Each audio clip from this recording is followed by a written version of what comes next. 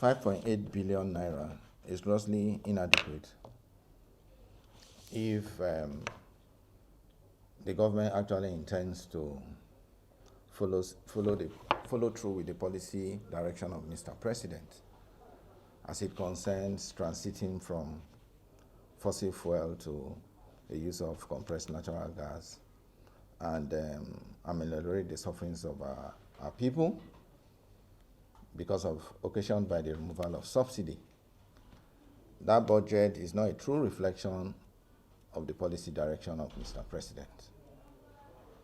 And I know that it is because of the envelope system. They were just handed in 5.8 billion as their envelope, and they looked at the low-hanging fruits, seminars, and other issues that they can handle, intangible issues, things you cannot see. You know that on the 1st of October, the president, in his broadcast, promised Nigerians that he was going to do something to cushion the effect of the subsidy removal. And it was premised on that the trade unions and labor union and all of that called off their strike, and we actually hoped for the best. He promised that he was going to build training workshops across, get conversion kits for CNG, and do everything to make sure that the price of gas was low and it was available to the common man. But we have seen that the budget doesn't capture anything like that. And I've perused the budget. I didn't see anything like that. The only thing I know is that there is a steering committee of the presidential CNG initiative headed by the chairman of FIRS. And we've actually not seen anything. I know that funds were made available to them from the 500 billion palliative that was provided in the 2023 supplementary budget. We are also aware that contracts were given for the purchase of conversion kits and all sorts. They promised 100 buses, but at the end of it, they went for 40 buses and gave contracts to companies without transparency and all of that. So what do we know as Nigerians they are doing? At the end of it, we are not seeing anything. The transactions within the presidential CNG initiative steering committee is shrouded in secrecy. There is no transparency. They call it emergency procurement. Even if it was an emergency procurement, they are supposed to go for maybe selective biddings and get certificates of no objection from BPP. All of that wasn't done. And then you bring certain things into it. You say you want to assemble vehicles. You give contracts to Stallion Motors or Stallion Group. You bring in Mikano. You bring in cronies and friends to buy conversion kits without quality control. So where are we going to from here? The National Assembly is not even aware of what they are doing. The budget was not brought here for that expenditure. When there's expenditure without a budget appropriated by the National Assembly, it amounts to extra budgetary expenditure. How do you account for all of that? So we think that Mr. President should provide a budget to the National Assembly and present it to the National Assembly for appropriations, because he has good intentions. He talked about building training workshops, training our people, building, getting conversion kits, subsidizing the cost of all of this so that Nigerians will benefit ultimately. But right now, there is nothing happening in that direction.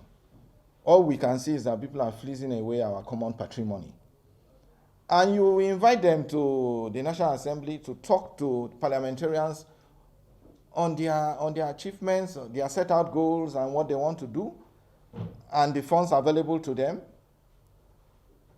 And they call your bluff. They don't come to the National Assembly to talk to us. How does that work? What do we tell our people? Is the CNG thing working? Today they want to get money from stakeholders. The government has not provided money. They are calling stakeholders to come and contribute money. Is that how we are going to run a country? Is that how we are going to run the gas revolution policy of government? I don't think that is workable. I think that we should go back to the drawing board, and Mr. President should call his people together and give marching orders to the agency or to the ministry that should be in charge of this. You can't bring an accountant to come and handle energy issues.